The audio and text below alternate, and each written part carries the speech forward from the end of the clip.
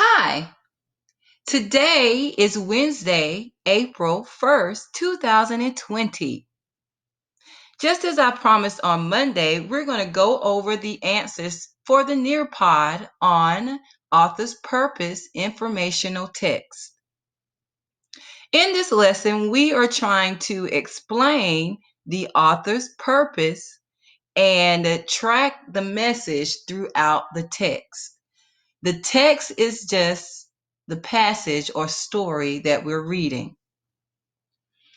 Most authors write in order to persuade you, inform you, or to entertain you, but you have to read and analyze the passage in order to figure that out. In this Nearpod, your first activity was to read the passage on how fresh water loss affects biodiversity. Then you had to circle, persuade, inform, or entertain, and then give 3 pieces of evidence from the passage to back up your decision. Upon checking this on the classes, I realized that most of you did not do this part right. Some of you gave answers to each 3. Some of you chose one and only gave 1 piece of evidence.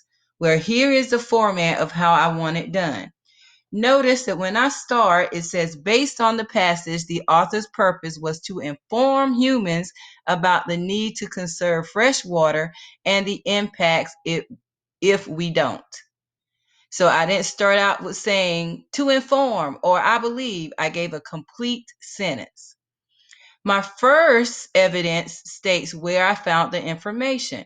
In paragraph 1, the author states that we have a low supply of fresh water on the Earth's surface to begin with.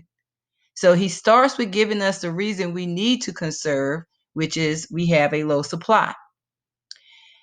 In the next paragraph, so I again tell you where I got the answer from. In the next paragraph, it is mentioned that humans pollute and build things that affect the freshwater supply. So he's informing us of what we do that affect the freshwater supply. The last paragraph, finally, the author also discusses things humans do to increase droughts, like the increased population, which uses more of the drinking water. So again, he's telling us something else humans do in order to affect the fresh water supply. You could also choose persuade, but just like my evidence backs up my first thought, yours have to do the same. So if you choose persuade, then you got to state it and then give me 3 facts just like I did to back it up. If you haven't done this right, please go back and redo it so you can get credit for it. All right, for the next part of this assignment, you had to reread the passage if you needed to, which I read several times, and you had to explain the author's message or overall idea that the author is trying to convey or show or give to you, okay? So here's my answer.